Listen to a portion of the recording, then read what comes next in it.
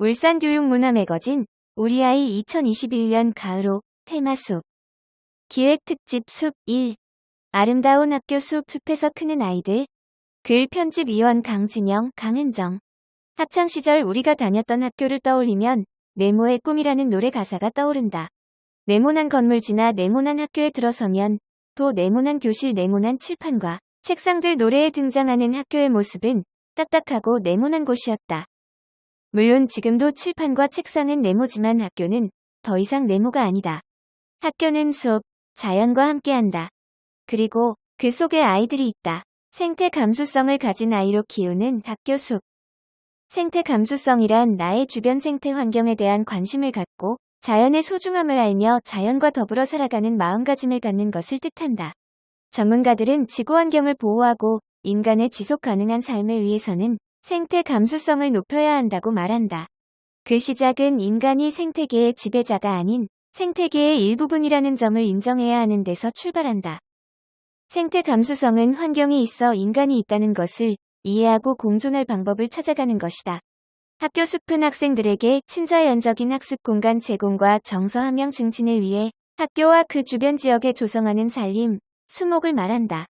학교 숲은 학생들이 가장 쉽게 접할 수 있는 곳에 자리 잡은 생태 환경이다.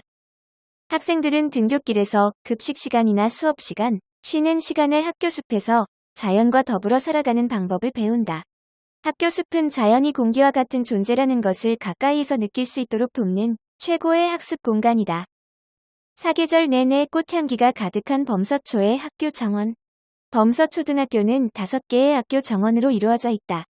그 정원마다 꽃들이 가득하여 사계절 꽃이 만발한 아름다운 학교로 유명하다. 아이들은 정문에서부터 이어지는 꽃길을 따라 학교로 들어온다. 코로나19로 바깥 활동이 힘들어진 아이들이지만 아침 등굣길의 꽃들을 보며 어느새 표정이 밝아진다. 범서초는 학교 전체가 계절에 따라 알미꽃, 해바라기, 맨드라미, 수선화 등의 아름다운 꽃들이 피어나는 자연 생태학습관이다. 학교 농장을 직접 가꾸며 생명의 소중함을 경험하고 학교 정원에서 아이들은 꽃들과 나비와 친구가 되어 뛰어논다.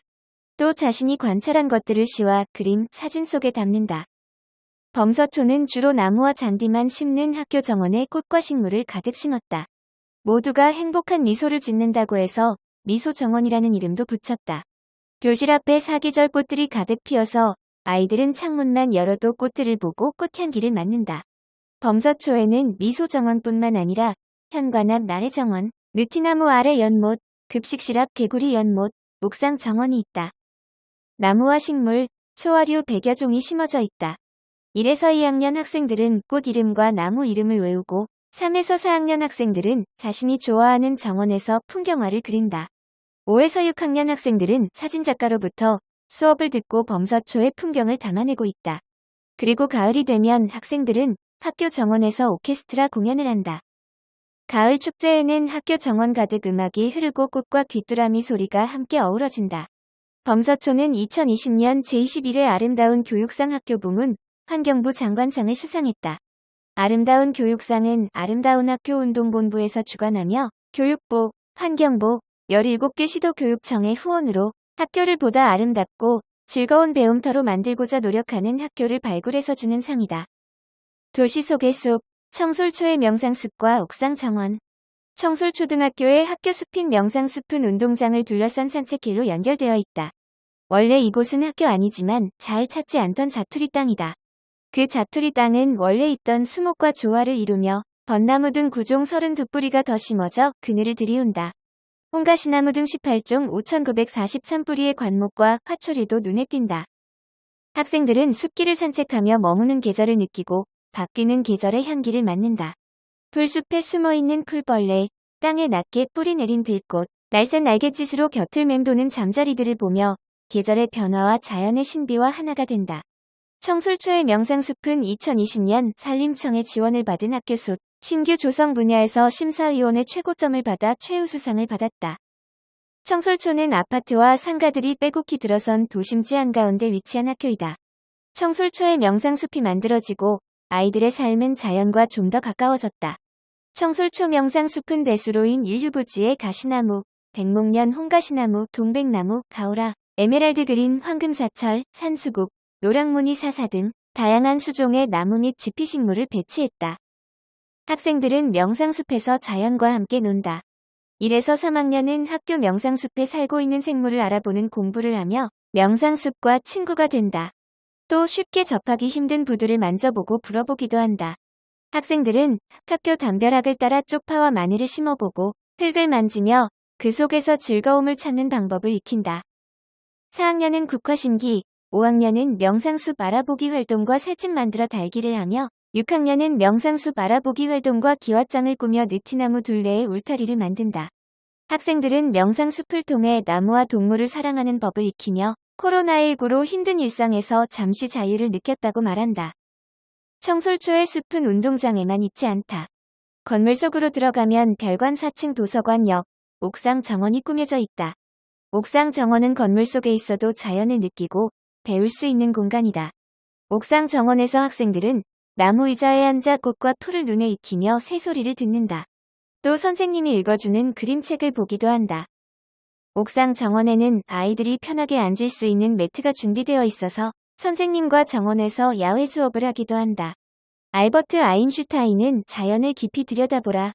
그러면 모든 것을 더 잘 이해하게 될 것이다. 고 말했다.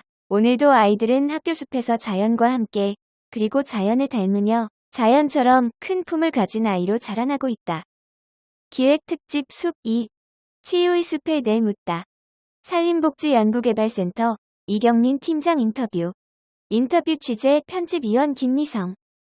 힐링과 치유에 대한 사람들의 관심이 높아지면서 숲을 찾는 사람들이 많아지고 있다. 전국 치유의 숲을 담당하고 있는 한국산림복지진흥원 소속 산림복지 연구개발센터 산림치유자원조사팀 이경민 팀장을 인터뷰했다. 산림복지연구개발센터는 어떤 곳인가요?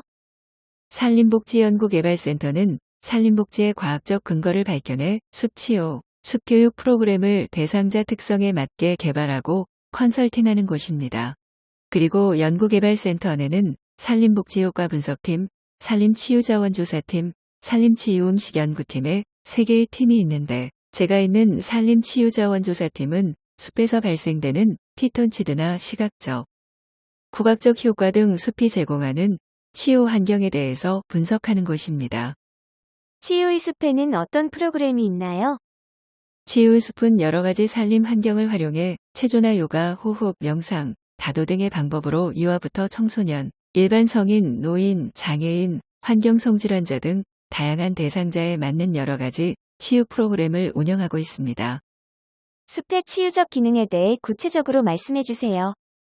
크게 2가지로 말씀드리면 첫 번째, 최초의 인류는 움집이나 동굴처럼 자연 속에서 살았고 그 기억이 인간 DNA에 남아있기에 우리는 자연을 좋아하고 자연에서 안정감을 느낀다고 할 수 있습니다.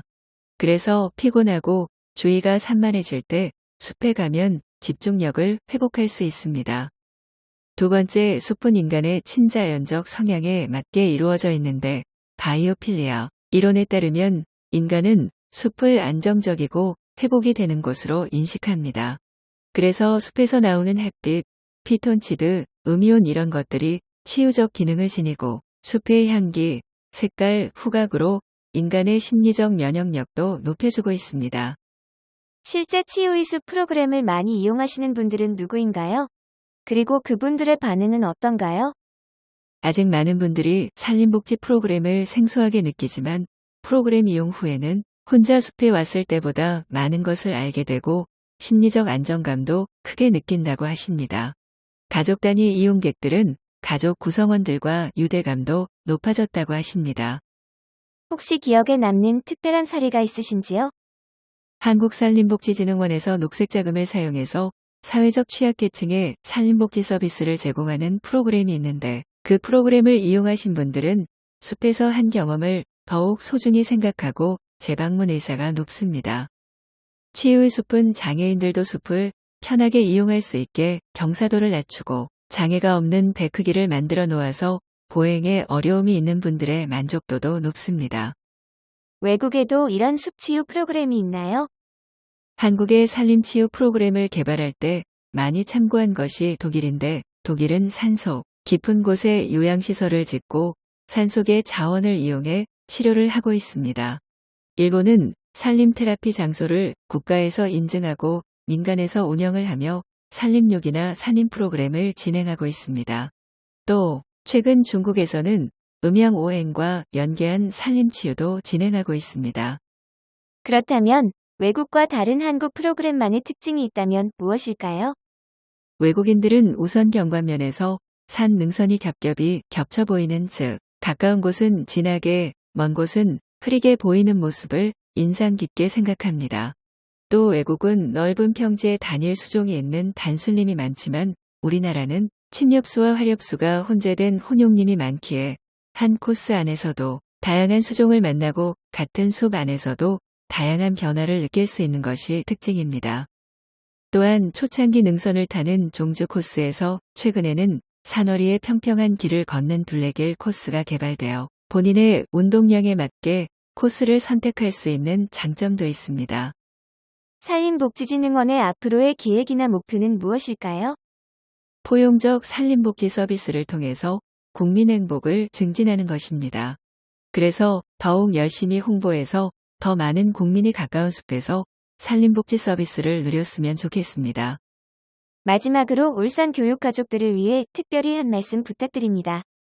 제가 작년에 산림복지 강연을 한 적이 있는데 울산 분들이 숲이나 환경에 대한 관심이 높은 걸 알 수 있었습니다.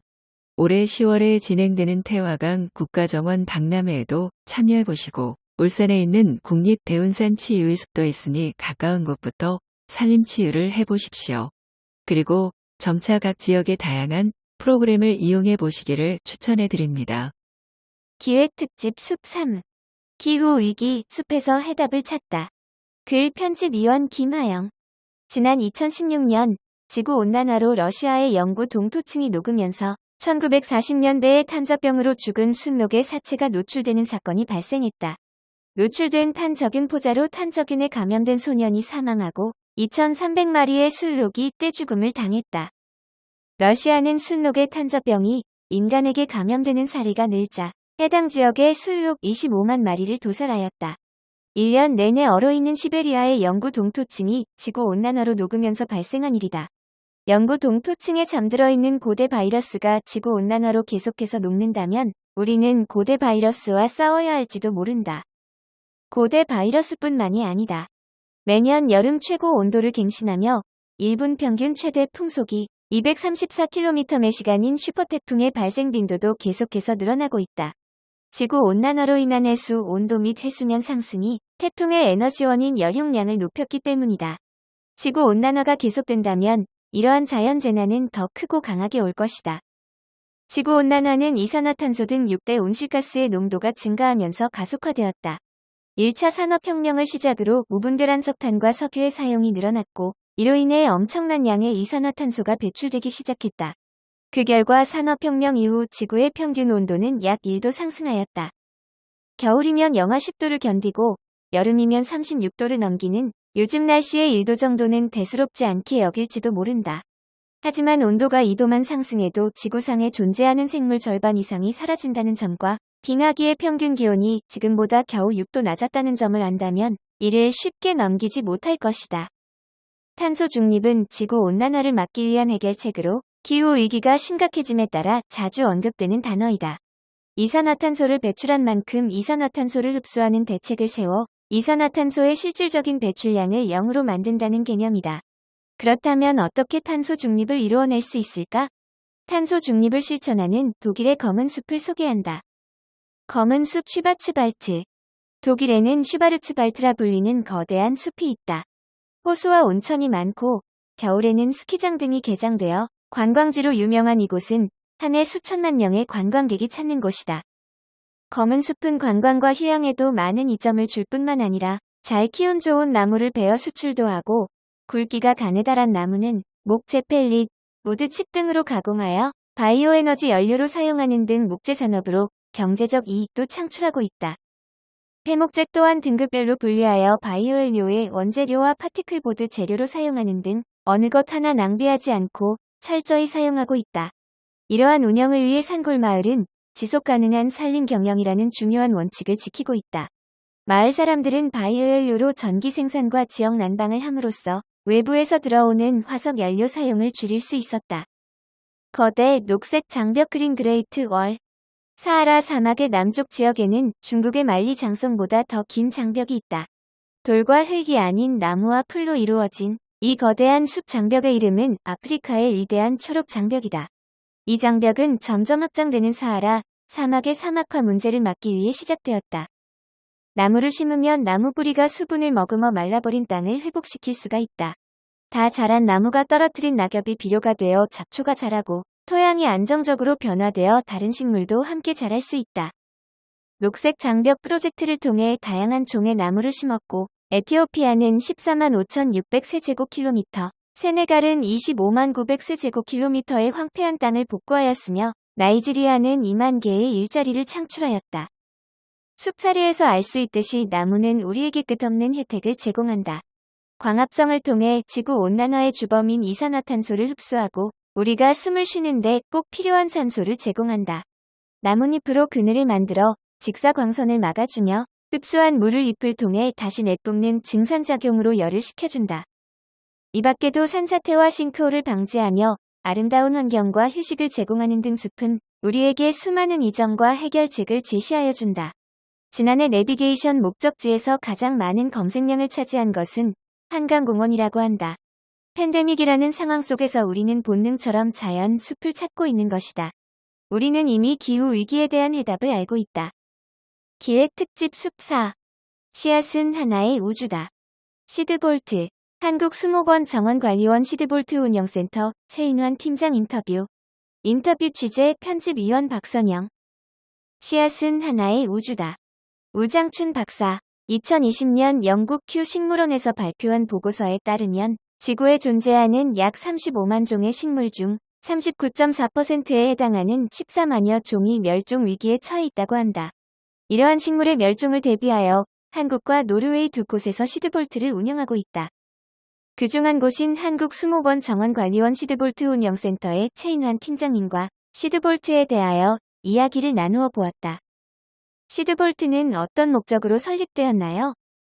시드볼트는 전쟁, 기후변화, 자연재해 등 대재앙으로부터 야생식물이 멸종되는 상황에 대비해 야생식물 종자를 저장하는 영구저장시설입니다. 종자가 오래 살 수 있는 환경 조건을 갖추고 만일의 경우 식물이 멸종했을 때 그 식물을 복원하기 위해 종자를 저장하는 모험과 같은 역할을 합니다. 시드볼트와 종자은행은 어떻게 다른가요? 시드볼트와 종자은행 모두 종자를 저장한다는 측면에서는 동일하지만 저장 목적과 기간에서 차이가 있습니다. 종자은행은 연구와 증식을 목적으로 중단기적으로 종자를 저장하지만 시드볼트는 식물 멸종을 막는 목적으로 장기적, 영구적입니다. 시드볼트는 한국과 노르웨이에서 운영되고 있는 것으로 알고 있습니다. 한국과 노르웨이의 시드볼트는 어떻게 다른가요? 전 세계에서 시드볼트는 노르웨이의 스발바르 글로벌 시드볼트와 우리나라 봉화에 있는 백두대간 글로벌 시드볼트 두 군데밖에 없습니다. 2008년에 설립된 스발바르 글로벌 시드볼트는 영하 18도씨의 온도에 작물 종자를 저장하는 것이 목적이고 2016년에 설립된 백두대간 글로벌 시드볼트는 영하 20도씨의 온도, 상대 습도 40%의 조건에서 야생 식물 종자를 저장하여 종자의 저장 수명을 늘리는 것이 목적입니다. 작물은 스발바르 시드볼트에서 보존하고 있으나 작물 이외의 식물은 보존하고 있지 않기에 백두대간 글로벌 시드볼트에서는 야생 식물 종자 보존을 목표로 하고 있습니다. 두 곳 모두 대재앙을 대비한 종자의 영구 저장이라는 목적은 동일합니다. 종자는 어떤 방식으로 관리하고 있는가요? 종자는 백두대간 수목원 내에서 자체적으로 산림에 있는 종자를 수집하여 저장하기도 하고 외부 기관에서 수탁을 통해 저장이 이루어지기도 합니다. 시드볼트는 종자를 무상으로 저장하며 종자에 대한 소유권은 기탁자에게 있습니다. 외부 기탁기관은 수목원, 식물원 대학, 연구기관 등이 있으며 국내뿐만 아니라 국외기관들도 종자를 맡기고 있습니다. 기탁기관에서 시드볼트에 기탁 요청을 하게 되면 기탁기관에서는 종자를 포장하여 블랙박스에 담은 후 봉인라벨을 붙여 종자 리스트와 함께 시드볼트에 보냅니다. 시드볼트에서는 종자가 담긴 블랙박스를 시드볼트에 저장하고 기탁기관에서 보낸 종자 리스트를 검토 후 종자 관리 시스템에 등록을 하여 저장 절차를 마무리합니다. 시드볼트는 출입이 제한되므로 블랙박스를 입고할 때와 정기점검 등 일부 경우를 제외하고는 시드볼트 운영센터 직원들도 출입을 하지 않습니다. 또한 2019년 국가보안시설로 등록되어 24시간 보안 시스템이 운영되기 때문에 외부의 침입 등에도 안전합니다. 백두대간 시드볼트에는 얼마나 많은 종자가 보관되어 있나요? 2021년 6월 말 기준 4,825종 96,387점의 종자가 저장되어 있습니다. 이 중 우리나라 자생식물은 2,170종으로 약 48.2%가 저장되어 있습니다. 나이가 550년 된 철쭉 종자, 2019년 태풍 피해로 쓰러진 해인사 천연기념물 제541호인 학사대 전나무 종자, 기후변화로 사라져가는 고산식물인 구상나무 종자 등이 있습니다. 세계 유일의 야생식물 종자 연구 저장 시설 설립과 운영은 쉽지 않을 뿐만 아니라 비용도 많이 투자해야 하는 것 같은데 무상으로 보존해주는 이유는 무엇인가요? 시드볼트를 유지하기 위해 매년 4,400만 원 정도의 전기요금과 종자 저장에 필요한 물품 구매 비용, 인건비, 네트워크 운영비를 합하면 5억 원 이상이 들어갑니다. 그럼에도 불구하고 시드볼트의 무상으로 종자를 보존하는 이유는 미래 세대를 위해 생물 다양성 보전이 중요하기 때문입니다. 생물 다양성을 보전하는 것은 식물의 멸종 위기를 예방하는 것뿐만 아니라 다른 이유도 있습니다. 몇 년 전 유행했던 신종플루의 치료제인 타미플루의 원료는 팔각이란 식물에서 추출한 것입니다. 만약 팔각이라는 식물이 멸종했다면 수많은 사람들이 질병에 고통을 받았을지 모릅니다. 그런 의미에서 야생식물 종자의 중족 보존이라는 사명은 매우 중요합니다.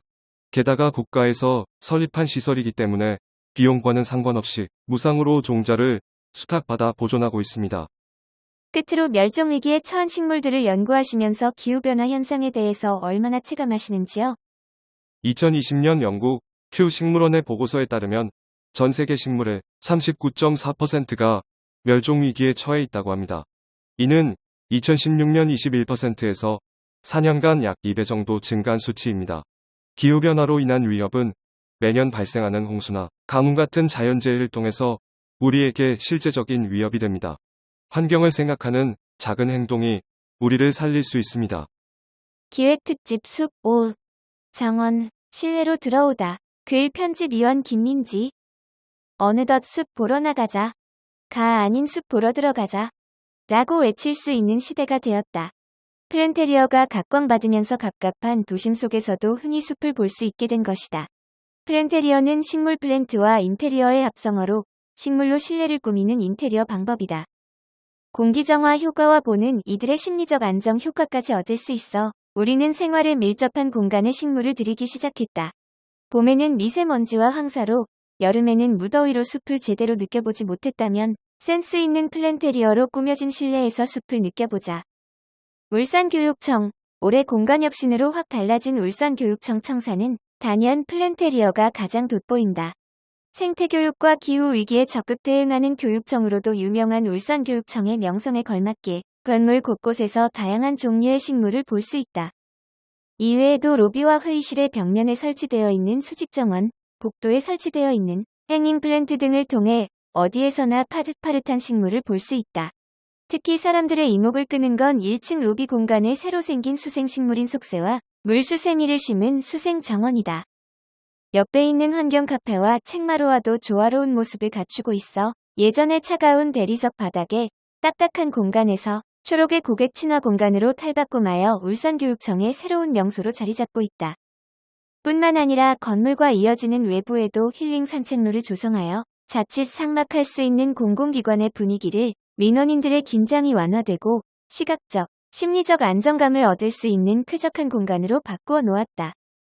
온실조경 카페, 울주군 위치한 온실조경 카페에서는 국내 고령수목부터 유럽 정원에서 볼 수 있는 블루엔젤과 팜파스 및 기타 그라스류까지 총 180종, 약 4,500주가 식재돼 있다.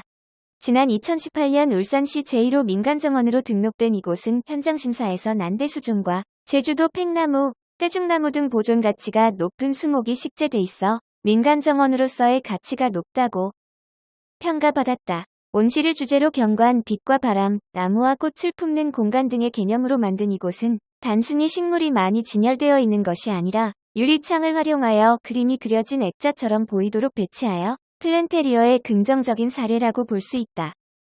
생생교육 현장, 학교로 떠나는 숲 여행, 글정보신 영화초등학교, 편집위원 강은정. 우리는 함께 자연 속에서 어우러지길 바라고 또 바란다. 그깟 밝은 자연, 숲, 흙 속에 있을 때 우리는 언제나 충분히 행복하다고 느끼기 때문이다. 코로나19로 위축된 일상이지만 학교에서 떠나는 숲여행을 통해 행복을 찾아보자. 나무 위에 올라가 보셨나요? 영화초등학교 학생들은 트리 클라이밍을 이용해 나무 위에 올라간다.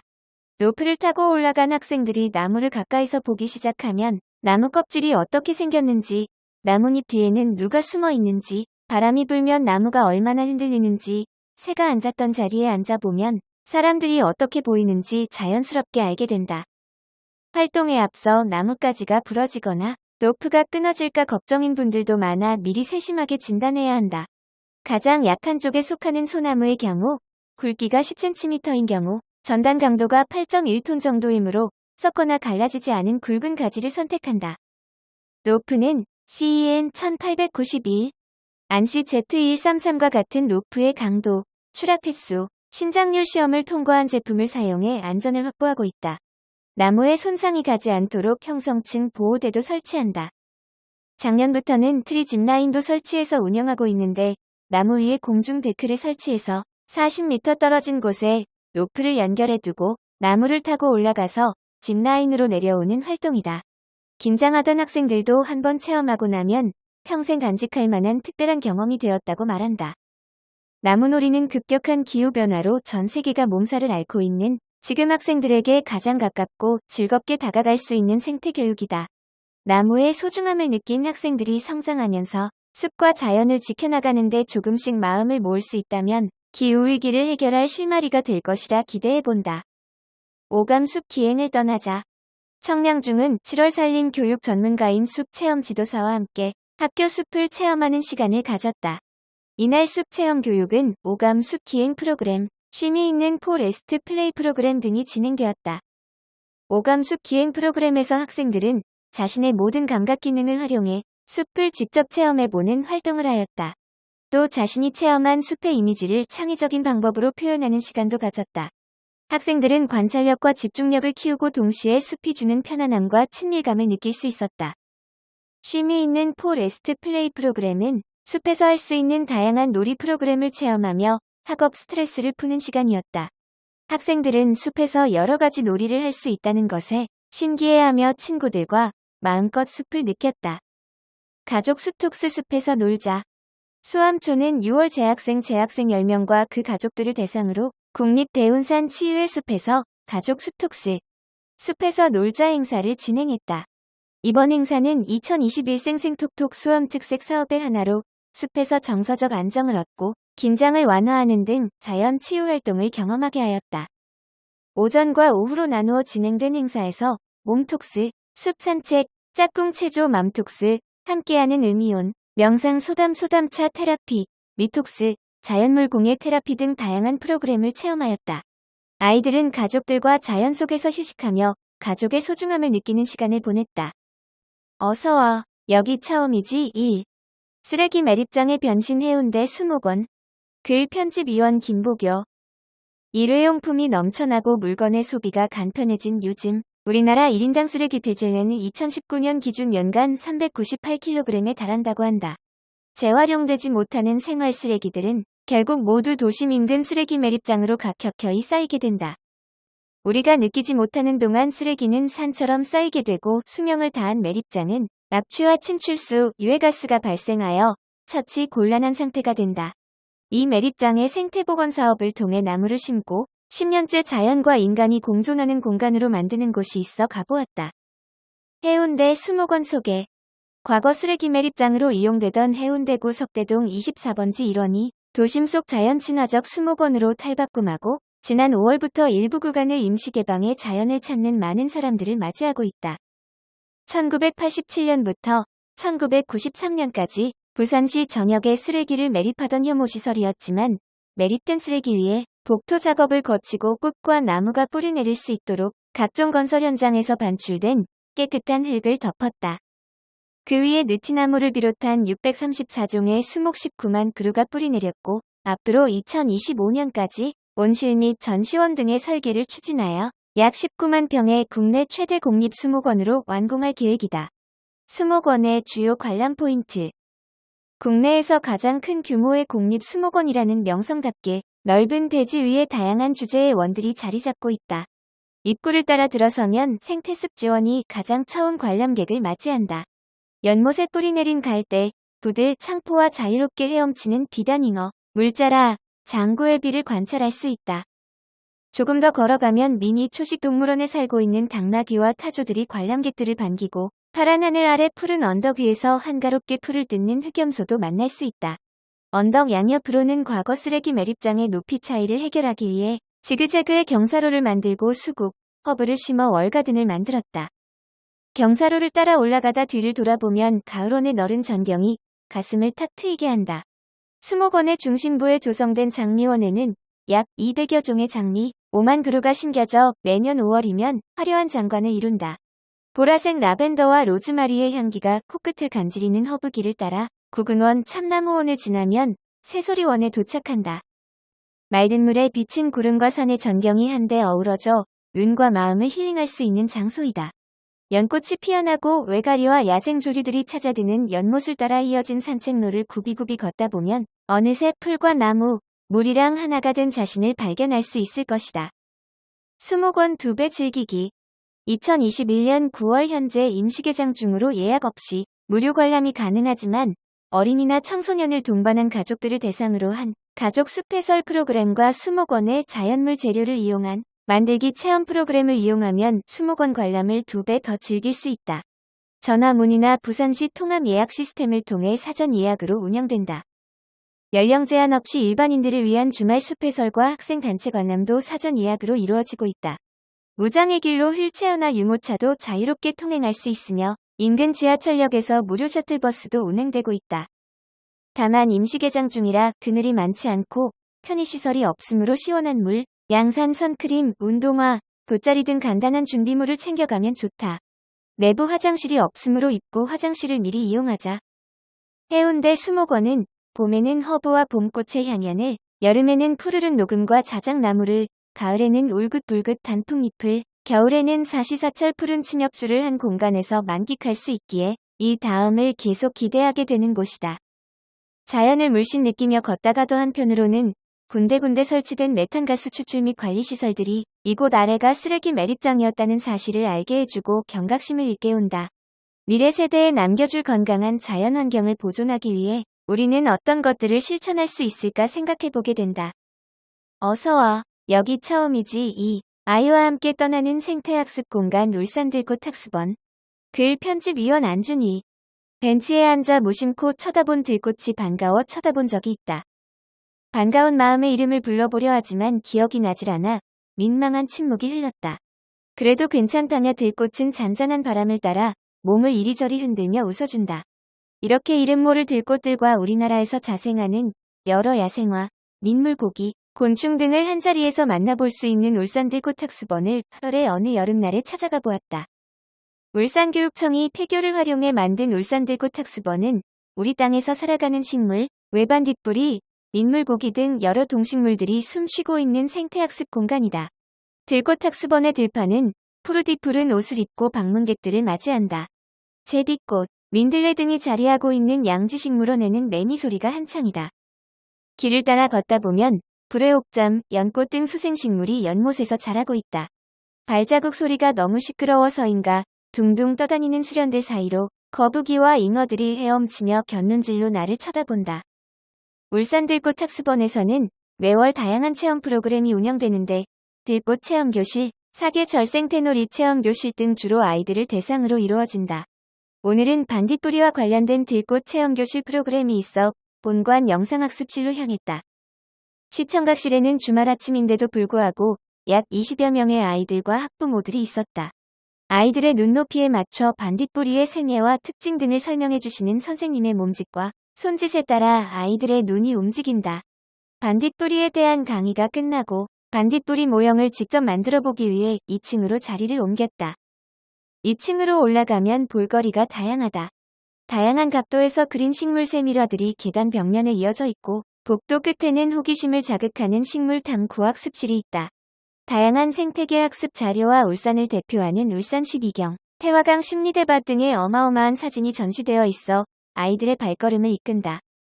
복도와 교실에는 나무로 만든 다양한 형태의 생활용품, 농작물 모형, 나무 표본 등 전시품들로 가득 차 있다. 반딧불이 모형은 나무, 작은 나뭇가지 등의 친환경 재료와 빛을 낼 조그마한 전구로 이루어진다. 불빛이 반짝거리는 반딧불이 완성품을 선생님이 보여주시자 아이들은 감탄한다. 신이 난 아이들은 고사리 같은 손으로 나무 재료에 목공풀을 발라 날개를 만들어주고 더듬이를 붙여주며 반딧불이를 만들어간다. 반딧불이의 몸통에는 형형색색 색연필로 색칠하고 날개 아래 초록색 전구를 달아준다. 각기 다른 모습의 반딧불이들은 아이들이 지켜보는 가운데 스스로 은은한 빛을 내며 주위를 밝힌다. 들꽃 체험 교실이 끝나고 아이들은 완성된 반딧불이를 손에 쥐고 농작물원으로 올라간다. 이곳에서는 농약이 사용되지 않은 고추, 오이, 깻잎 등 다양한 농작물을 직접 만져보고 수확할 수 있다. 더운 날씨에도 불구하고 아이들은 농작물들을 먼저 따려고 뛰어간다. 농작물원 뒤에는 우리나라 고유종으로 유명한 꼬리명주나비 애벌레의 서식지인 꼬리명주나비 생태학습장이 있다.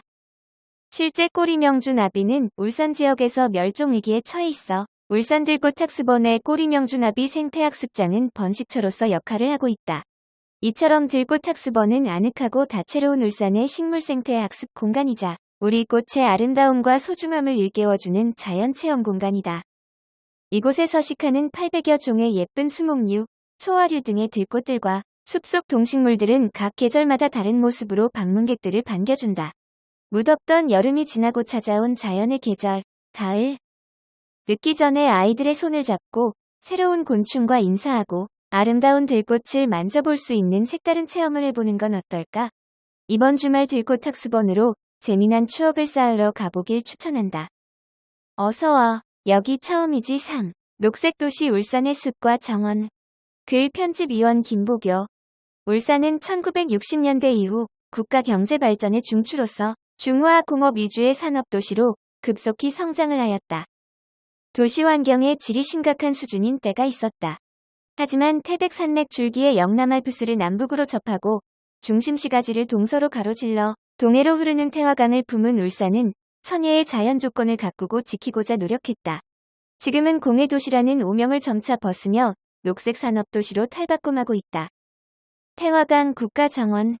중구 태화동에 있는 태화강 국가정원은 서울 여의도 공원의 면적 2.3배를 자랑하는 그린공원으로 순천만 국가정원을 잇는 대한민국 제2호 국가정원이다.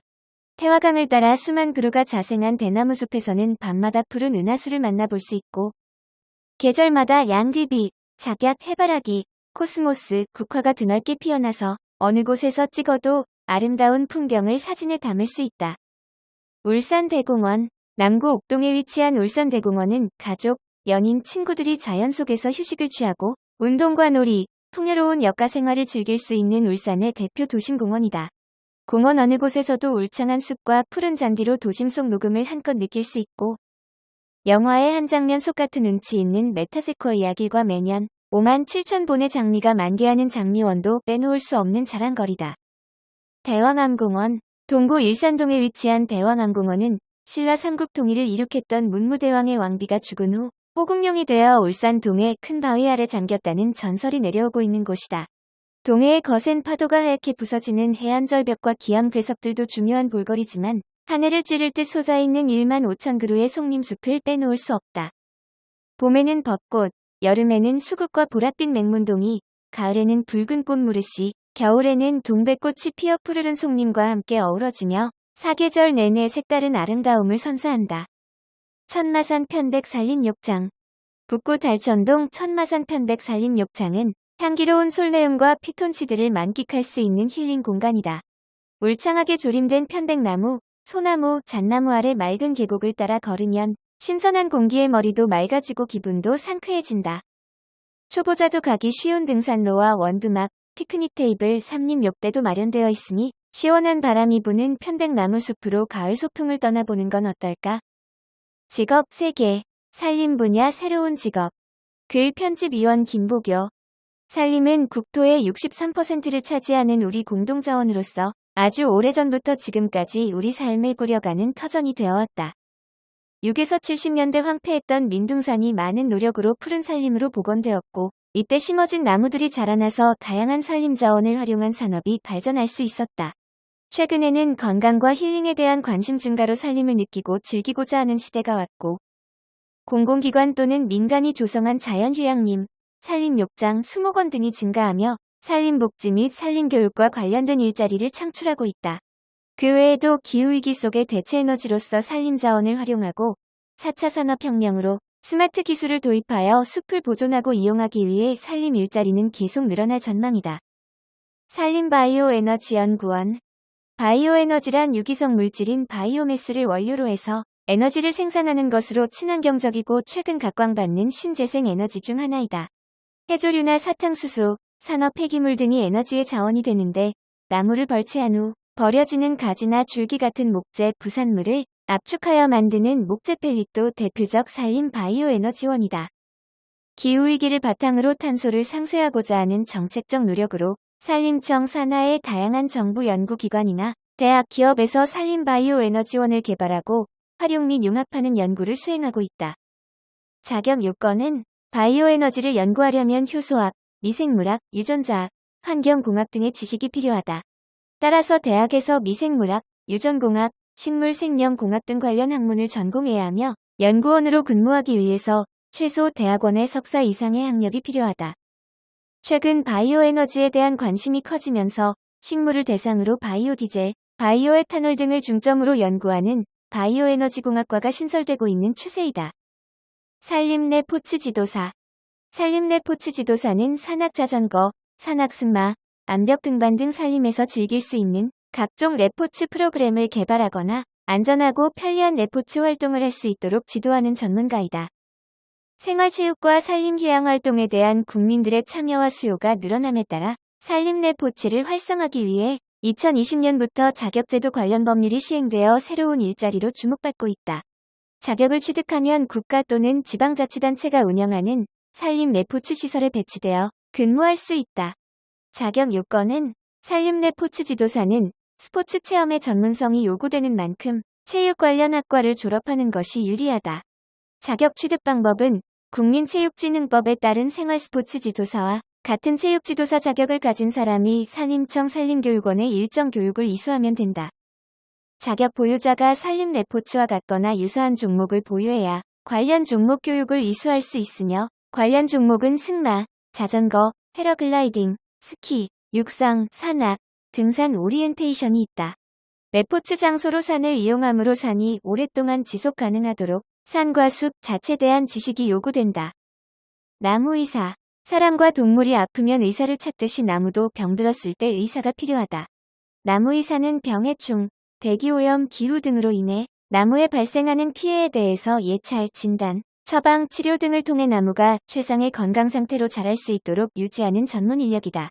피해 원인을 조사하고 약제 살포나 외과적 처치 등을 수행해 나무의 회복을 돕는다. 그동안 생활권 수목 관리를 실내 소독업체와 같은 비전문가들이 하면서 농약, 오남용 등 부작용이 발생해왔다. 보다 체계적으로 산림을 보호하기 위해 나무병원 제도가 2018년부터 새롭게 시행됨에 따라 국가 자격을 부여받은 나무의사만이 나무병원을 설립하거나 취업하여 수목치료를 할 수 있게 되었다. 자격 요건은 수목진료 관련 학위자 또는 수목진료 분야 실무 경력자, 관련 분야 기사 또는 기능사 취득 등의 일정 자격 요건을 갖춘 자가 산림청 지정 양성기관에서 약 150시간의 교육, 이수 후 평가 시험에 합격하면 자격증이 부여된다. 수목병리학, 수목해충학, 수목생리학과 같은 과목의 필기시험과 외과수술과 같은 실기시험도 치러진다. 따라서 산림 및 농업 분야 특성화 고등학교 진학이나 조경과, 농업과, 임업과 등 수목진료 관련 학과에 진학하면 유리하다. 계절과 식탁, 코로나19 피로를 한 번에 날리는 푸른콩 녹두. 글 황명주, 두동초등학교. 가을 초입에 서서 갓 수확한 초록의 녹두를 보면 어릴 적 어머니께서 불린 녹두를 갈며 나지막이 부르시던 새야 새야, 파랑새야, 녹두 밭에 앉지 마라. 녹두꽃이 떨어지면 청포장수, 울고 간다. 라는 민요가 떠올라 그리움에 젖어보기도 한다. 이 민요의 근간에는 녹두장군 전봉준의 이야기가 녹아있지만 민요 그대로 해석하면 녹두꽃이 떨어지면 녹두가 열리지 않을 테고 그러면 녹두를 갈아 만든 청포묵도 만들 수 없을 것이니 청포장수도 울고 간다는 얘기라는 걸 그때는 몰랐었다. 예로부터 100가지 독을 치유하는 천연의 독재라고 불리는 녹두는 체내 독성 물질을 배출시키고 신진대사를 촉진하며 특히 입술이 마르고 입안이 헐 때 먹으면 도움을 받을 수 있다. 또 우라증 해소와 몸속 열기를 억제주고 원기 회복에도 좋다. 봄 삼진날에는 탕평채, 여름엔 녹두 삼계탕, 가을엔 빈대떡, 겨울엔 녹두죽 그리고 계절에 관계없이 떡고물 녹두싹을 틔워 숙주나물을 만들어 먹으며 우리 식생활을 풍성하게 만들어왔다. 코로나19로 지친 일상에 가족이 함께 어른, 아이 모두 좋아할 수 있는 빈대떡을 만들어 먹으며 답답함도 날리고 여름 열기에 지친 몸의 원기 회복뿐만 아니라 그리움으로 남을 추억과 건강을 챙겨보는 건 어떨까? 녹두의 역사. 녹두는 두류에 속하는 작물로 어원은 녹색을 띠는 콩이라 하여 녹두라 하였지만 노란색, 녹갈색, 흑갈색 등 다양한 품종이 재배되고 있으며 원산지는 인도 지방으로 추정되고 재배의 역사는 3000년 이상이다. 우리나라에서는 청동기 시대에 이미 재배가 시작되어 우리 역사와 함께한 작물이다. 따뜻하고 건조한 기후에서 잘 자라며 콩이나 팥보다 파종이 가능한 기간이 길어서 봄, 여름 1년에 2번 파종하여 수확이 가능하다. 주성분은 전분 53%이고 단백질 함량이 25에서 26%에 이르는 영양가가 높은 식재료이며 곡물의 전분을 녹말이라고 하는 것도 녹두에서 비롯되었다. 녹두의 효능 및 영양. 영양 성분은 단백질, 칼슘 함량이 높으며 무기질 중에는 인, 칼륨, 비타민 중에는 특히 비타민 B1, B2, 비타민 K가 풍부하고 비타민 E가 다량 함유되어 있다. 그 자세한 효능은 아래와 같다. 1. 해독작용 및 피부질환 개선, 몸속 노폐물, 독소를 제거해 여드름, 기니, 잡티 제거에 좋다. 2. 항산화 작용, 녹두 껍질에 있는 비텍신과 이소비텍신이 노화를 유발시키는 활성산소를 제거해준다. 3. 이뇨작용을 활발하게 해주어 부종 제거에 도움이 된다. 4. 감기치료, 감기로 인한 열을 내려주어 감기를 낫게 해준다. 5. 빈혈 개선, 철과 카로틴 성분이 조혈작용을 도와 빈혈을 개선해 피로회복에 도움이 된다. 구입요령, 나달이 충실하고 고르며 노란빛이 나고 녹색을 띠는 것을 고른다. 깐 녹두는 이물질이 적게 섞이고 잘게 부서진 것이 없으며 벌레가 먹지 않은 것이 좋다. 국산 녹두는 껍질이 거칠고 손으로 비비면 하얀 분이 묻어나오며 알이 작고 크기가 고르지 않다. 손질법 및 보관법. 선별한 통녹두는 흐르는 물에 씻어 물에 담가 8시간가량 충분히 불려 손으로 비벼서 껍질을 제거하여 사용한다. 밀봉하여 서늘한 곳에 보관하며 여름철에는 냉장고에 보관해주는 것이 좋고 갈아서 분말로 만들면 장기 보관도 가능하다. 또 다른 1. 산의 철학이 있다. 글 양정환, 매곡초등학교. 등산과 인연이 된 계기는 1982년 교대 입학과 함께 산악부 동아리 활동을 시작으로 지금까지 이어지고 있다. 졸업한 선배님과 주말에는 부산, 울산, 경남 주변의 암벽 등반을, 방학 때는 짧게는 10박 11일, 길게는 20박 21일 장기 등반을 하면서 체력과 기술을 익혔다. 봄부터 가을까지는 암벽 등반, 겨울에는 빙벽 등반을 하는데 가장 기억에 남는 산행은 1983년 1월 설악산 첫 겨울 산행이다. 30kg 배낭을 메고 가파른 능선을 오르고 폭포에서 빙벽 기초훈련을 받던 기억이 아직도 생생하다. 힘은 들었지만 지금까지 선후배들과 함께 등산하는 밑거름이 되었다. 어느 날부터는 해외 원정 등반으로 관심이 생겨 1985년 대학 4학년 여름방학 때 히말라야 투크체봉 등정을 시작으로 1992년 파미르 코르제네프스카야봉 등정, 2004년 1차, 2005년 2차, 중국 주산 등반, 2015년 유럽 알프스 등반, 2020년 남미 아콩카구아봉 등반을 했다. 원정 등반을 위해서는 여름 겨울 방학 기간에 등반, 가능한 지역과 산을 정하고 원정 대원을 모집하는 등의 준비를 한다. 이렇게 2에서 3년 정도 준비와 훈련을 하는데 대원들의 팀워크가 중요하기 때문에 주말과 방학을 이용해 가을에는 암벽 등반, 겨울에는 빙벽 등반을 한다. 이렇게 오랜 세월 산을 탔으니 어찌 다치지 않았겠는가? 2005년 2차 중국 주산 원정 등반을 마치고 밀양 얼음골 빙벽 등반을 하다가 추락하여 두 다리를 심하게 다친 적이 있다. 1년 동안 재활을 하고 다시 등산을 시작하는데 꼬박 10년이 걸렸다. 떨어졌던 빙벽에 다시 올라가려니 조금은 힘들었지만 금세 극복하여 2015년, 2020년에는 해외 원정 등반도 다시 가능하게 되었다.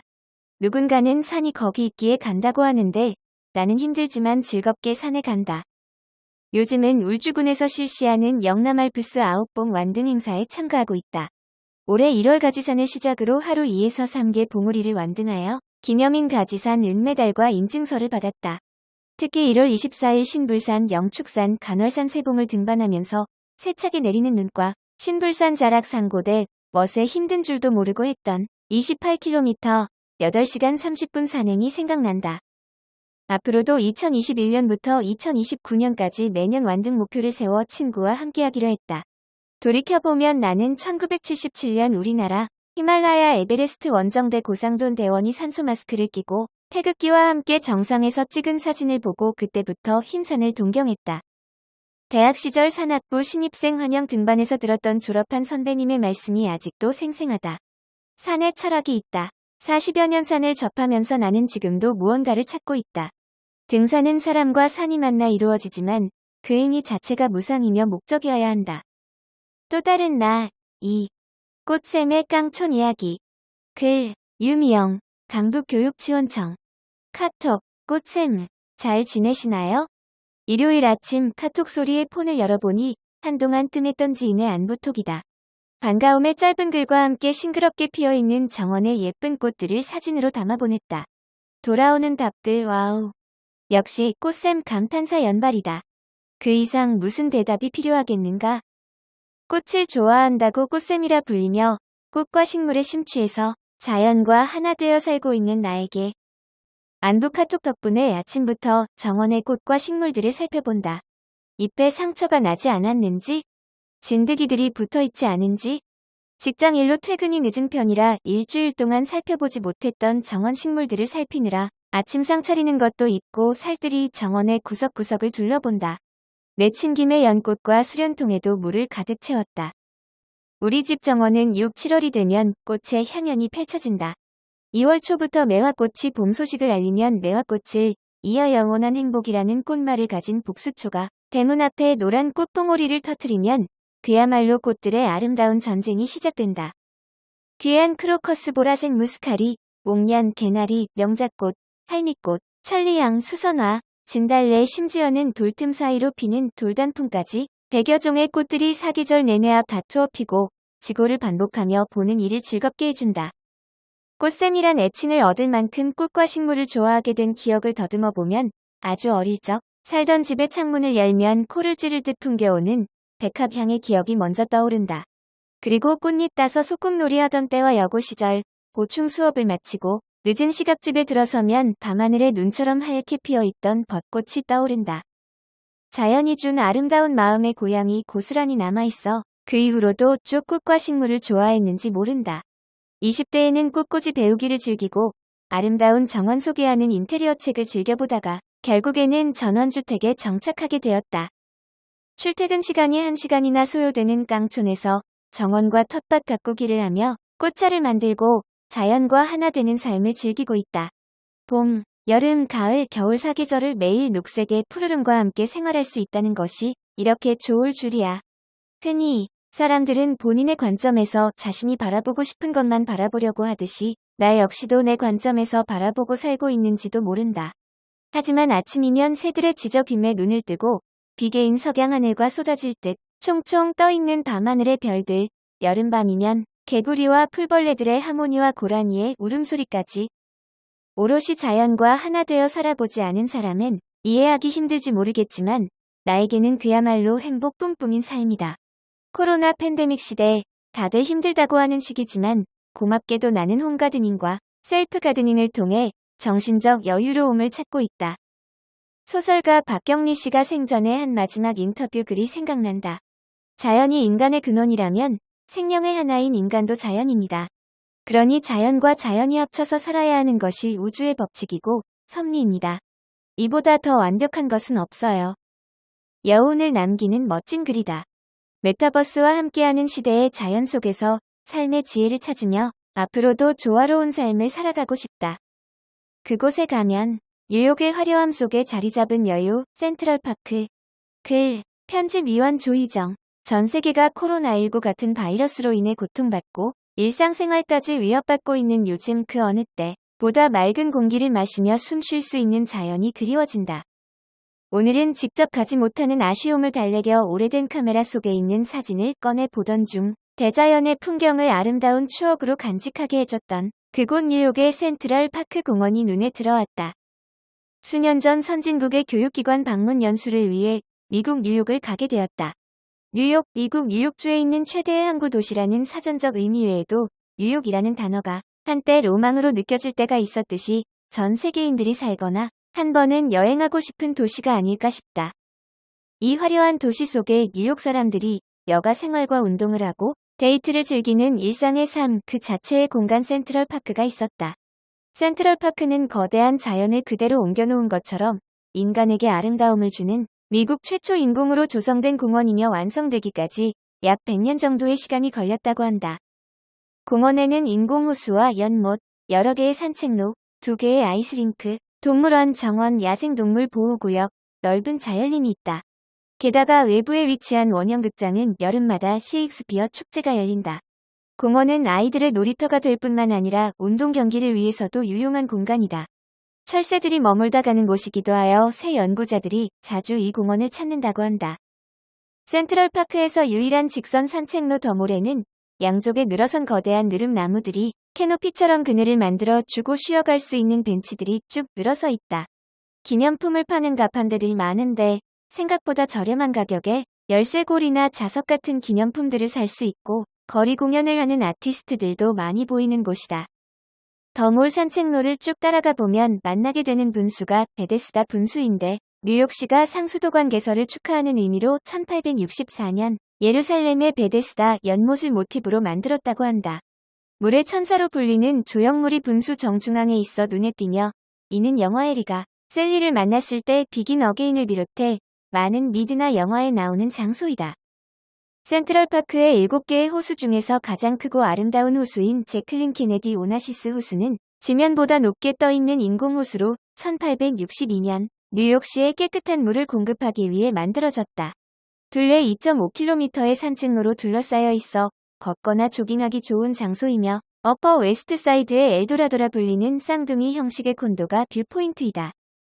센트럴파크 남쪽 입구에서 바로 보이는 작은 연못 위 돌다리인 갭스토우 다리는 전 세계적으로 유명한 포토존 중의 하나로 플라자, 호텔과 연못이 나오도록 다리에 앉아 사진을 찍으면 멋진 배경을 연출할 수 있다. 이스트 닥터 길을 따라 향나무 군락이 있는 시더 힐을 지나 79가를 넘어가면 폴란드 영웅인 야기의 우어왕 동상이 왼편에 보이고 메트로폴리탄 박물관 뒤편으로 접어들면 오벨리스크에 이어 해밀턴 동상이 위치해 있어 시대의 영웅을 만날 수 있는 곳이다. 이렇게 길을 따라 나오다 보면 어느덧 센트럴파크의 끝에 다다르게 되는데 호수, 동상, 산책로 어느 하나 의미 없는 공간이 없는 듯 보였다. 그런 이유에서인지 뉴욕의 가을을 비롯해 마다가스카, 터미네이터 등 수많은 영화가 이 센트럴파크를 배경으로 구성했다는 사실을 이번에 알게 되었다. 연간 2,500만 명. 미국 전역을 통틀어 방문객이 가장 많이 찾는다는 이 공원. 대자연을 그대로 옮겨놓은 듯한 이 공간은 코로나만 아니었다면 부모님과 함께 꼭 다시 가보고 싶은 곳이다. 100년 학교, 115년의 역사로 만년의 꿈을 펼쳐나가는 느티나무 행복교육, 병영초등학교. 글, 이수양 병영초등학교. 병영초등학교 소개. 1906년 사립일신학교로 창립하여 1919년 학성공립보통학교를 거쳐 1947년 병영국민학교, 이후 1996년 지금의 병영초등학교까지 115년이라는 긴 역사를 거치며 19,612명의 졸업생을 배출하였다.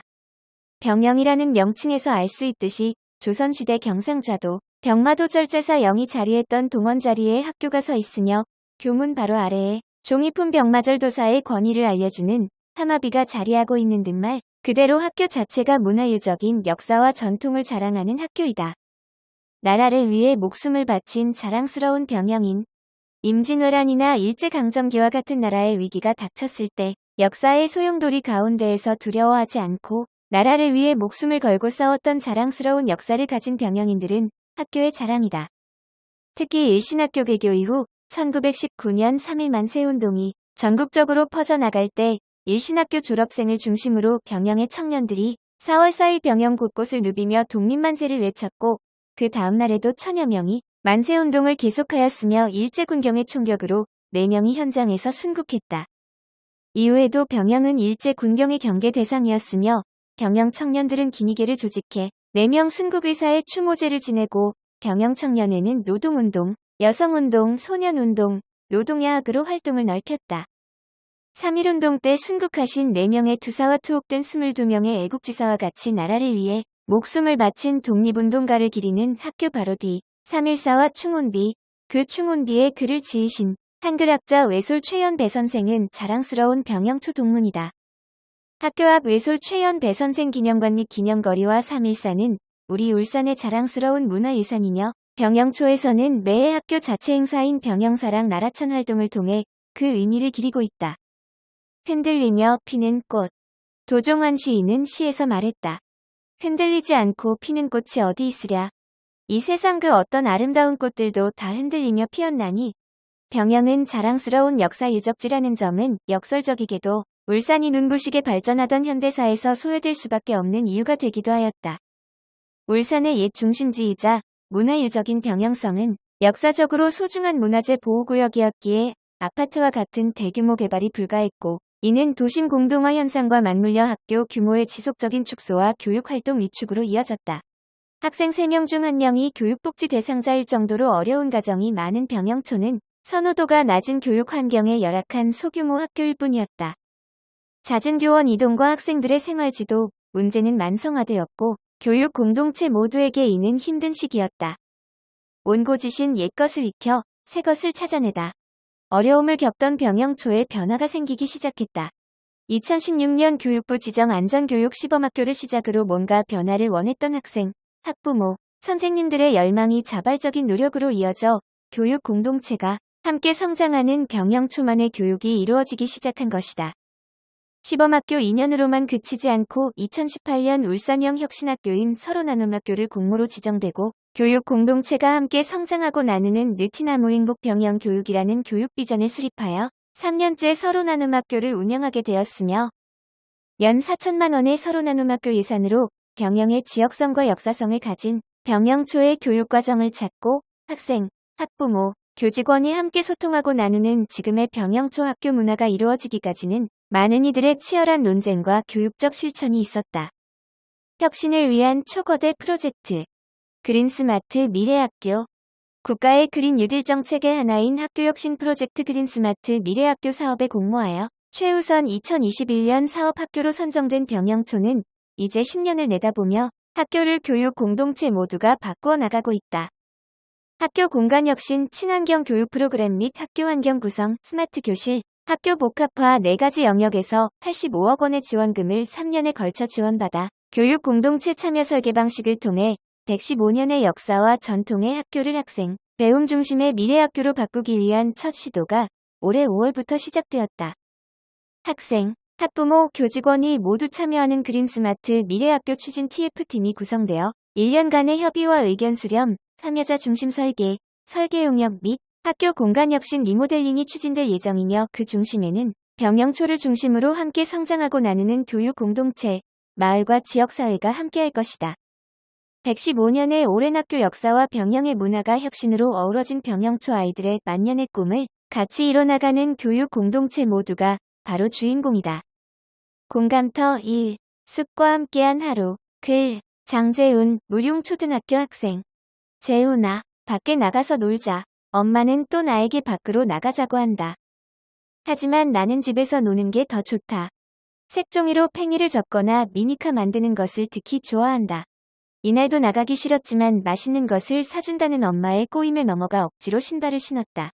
우리가 간 곳은 천마산 편백나무 숲이었다. 숲 입구에는 만석골 저수지가 있었다. 저수지 위에는 소금쟁이가 많이 떠 있었는데 소금쟁이들이 움직이는 모습이 신기해 한참을 쳐다봤다. 저수지를 나와서 숲으로 들어가니 우리 마을 숲길 이용자 안전수칙이 자세하게 쓰여 있었다. 나의 안전을 위해 꼼꼼하게 읽어본 뒤 숲으로 올라갔다. 조금 올라가니 편백숲 어린이 쉼터가 있었다. 다양한 공간들이 있었지만 그 중에서 나는 나무를 이용해 만든 징검다리 길이 좋았다. 그래서 몇 번이나 그 위를 왔다 갔다 했다. 어린이 쉼터를 나와 더 올라가니 편백 살림길이 나왔다. 안내판의 편백나무는 아토피 알레르기 등 각종 피부 질환의 원인이 되는 진먼지 진드기의 생유걱제에 탁월한 효과가 있으며 이외에도 나쁜 냄새를 없애주고 유해 물질을 중화시켜줄 뿐 아니라 학습 능력을 향상시켜주는 등 다양한 효능이 있다라고 적혀 있었다. 마스크를 쓰고 올라가다 보니 답답하기는 했지만 길 옆으로 커다란 편백나무들이 많아서 여름에 숲을 올라가는데도 전혀 덥지 않았다. 숲길을 올라가다 보면 앉아서 쉴 수 있는 공간도 많았다. 특히 누워서 숲과 하늘을 바라볼 수 있게 만든 나무 침대는 누워보니 너무 시원해 눈을 감으니 더 이상 올라가기가 싫고 계속 누워있고 싶었다. 숲길은 전혀 험하지 않았지만 숲으로 계속 더 들어가다 보니 어두운 느낌이 들어 좀 싫었다. 그래서 나는 엄마에게 내려가자고 했다. 엄마는 정상까지 가보자고 했지만 내가 힘들다고 떼를 써 우리는 결국 끝까지 가지 못하고 내려왔다. 그래도 나는 오늘 충분히 숲 체험을 했다고 생각한다. 천천히 숲길을 따라 올라가면서 다양한 나뭇잎들도 자세히 보고 유치원 때 받은 루페로 숲에 사는 개미도 관찰하며 얕은 계곡물에 손발도 담갔기 때문이다. 숲을 원해서 간 건 아니었지만 생각보다 좋아서 다음에는 용기 내어 정상까지 올라가 봐야겠다고 느낀 하루였다.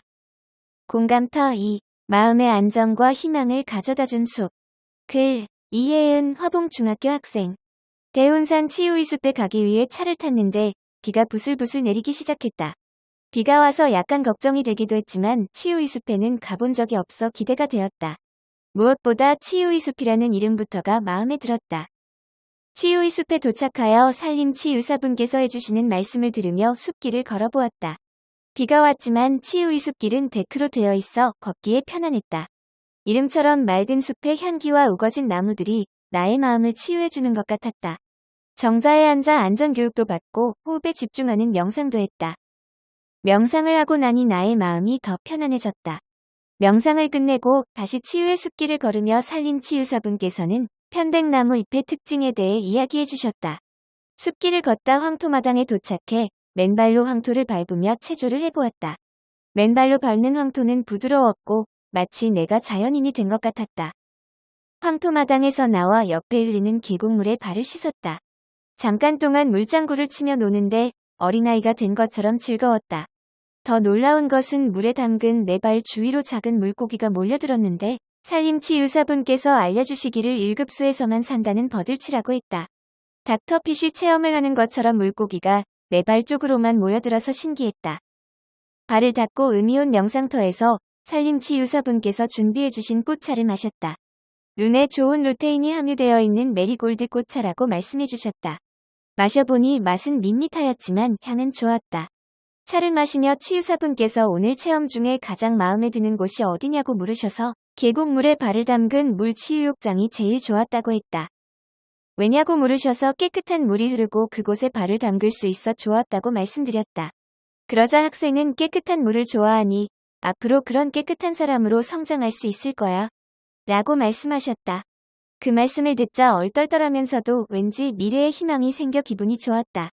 그리고 나에게 마음의 안정과 미래의 희망을 가져다준 대운산치유의 숲과 산림치유사분께 감사한 마음이 들었다. 공감터 3. 나의 플로깅 체험기. 글, 김경림, 화봉고등학교 학생. 고등학생이 되면서 무척 환경오염에 관심이 생겨 기후위기 대응교육센터 학생기획단에 들어가게 되었다. 이를 통해 환경에 대한 시각이 넓어졌고 평생 나와는 상관없을 것만 같던 일들에 잔뜩 참여할 수 있었다. 그러나 이번만큼은 나와 상관없는 일이 아니었다. 오랫동안 함께 해와 달을 맞이하던 무룡산 산책로의 몇 번째인지 셀 수 없을 발걸음을 내딛는 것이었다. 한동안 찾아가지 못했던 산책길에 다시 오른다는 것은 꽤나 이질감이 드는 일이었다. 본격적으로 쓰레기를 줍기 전 엄마가 내게 장갑을 건넸고 그것을 본 나는 마스크로도 가리지 못할 정도로 입을 떡하고 벌렸다. 아, 돌로 얻어맞은 마냥 머리가 울렸다. 엄마가 나에게 건넨 장갑은 비닐 장갑이었다.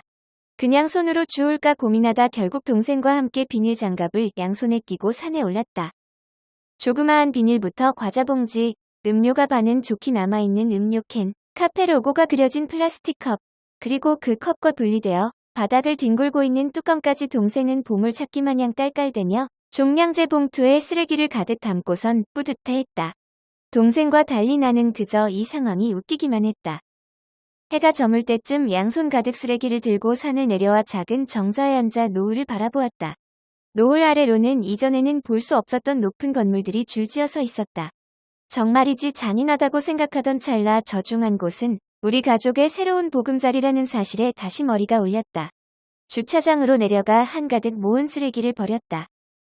이 쓰레기들은 오늘 내가 주운 쓰레기들처럼 누군가에게 버려진 것들이었다. 아, 이젠 그 누군가에 우리 가족도 한몫하게 된 셈이겠구나 하는 생각에 머릿속이 복잡해졌다. 분류도 제대로 되어 있지 않았고 통이 차다 못해 넘친 쓰레기들이 바닥에 나뒹굴고 있었다. 최대한 손으로 꾹꾹 밀어 넣어봤지만 소용없었다. 당연했다. 쓰레기통에 버린다고 해서 쓰레기의 양이 줄어드는 것은 아니었다. 플로깅은 근본적인 문제를 해결하지 못한다. 우리는 당장 눈앞에 보이는 쓰레기를 치워야겠다. 가 아니라 플로깅이 탄생하게 된 근본적 원인인 쓰레기의 양을 줄여야 한다. 는 것에 초점을 다시 맞춰야 한다. 모순 속의 악순환. 청바지 포럼에서 함께 얘기를 나누었던 박찬민 학생의 21세기 지구인들의 모순이 떠올랐다. 나는 어느 누구에게도 당당하게 플로깅을 추천하지 못할 것이다. 그러나 그만두지도 못할 것이다. 나 역시 모순적인 세상 속에서 악순환을 만들고 있다. 공감터사, 교사 산악자전거 동호회 두바퀴 원정대. 글, 김영도, 반천초등학교. 바이크는 자신과의 싸움이라고 한다. 홀로 바퀴를 움직이면서 앞으로 나아가지만 주위의 마음이 맞는 동료 교사들과 함께하는 바이크는 나에게 또 다른 의미를 준다. 지난 2017년 8월 동해안 국토종주, 2019년 8월 한강에서 낙동강 국토종주를 해본 경험이 있던 터라 2021년의 8월은 허통일을 주제로 국토종주를 해보면 어떨까 하는 마음이 생겼다. 태양이 자결하는 8월의 한가운데서 늘어나는 주름과 여윈 종아리를 보며 먼 길을 출발해도 좋을지 스스로에게 물어보았다. 장거리 라이딩은 심폐지구력이 관건이다.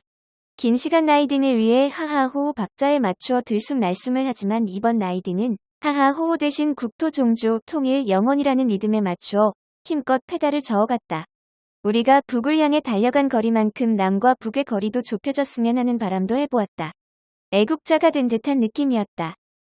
그러나 경사도 15% 이상의 오르막을 만나면 규칙적인 호흡도 이내 무너지고 만다. 코와 입을 총동원해야만 필요한 산소를 겨우 공급할 수 있다. 가쁜 숨을 연신 몰아쉬지만 심장에서 내뿜는 뜨거운 열기를 감당할 수 없다. 터질 것 같은 가슴 냉각수도 없는 몸속 엔진을 멈추고 싶지만 그럴 수 없음은 소중한 나와의 약속이 있기 때문이다. 오르막이 있으면 반드시 내리막이 있다. 다운힐의 짜릿함과 나를 향해 몰아치는 바람은 달아올랐던 엔진을 거짓말처럼 식혀주었다. 경치 좋은 해안길이 끝없이 펼쳐져 눈이 호강한다. 해안선은 긴 세월 풍파에 아팠던 상처들을 보듬으며 자연이 보여줄 수 있는 백미를 선사했다. 같은 동작을 몇만 번을 반복하다 보니 어느 순간 내 몸과 자전거가 하나가 되었다. 하나가 되니 신기하게도 마음의 평온이 찾아왔다. 자연이 선사하는 안개 낀 아침과 붉게 물든 저녁 노을은 한 폭의 수채화를 펼쳐놓은 것 같은 것 같다. 도시에서 벗어나 숲과 바다가 있는 자연으로 떠날 수 있는 바이크는 건강을 지킬 수 있는 기회이자 동료들과 함께하는 나의 소중한 활동이다.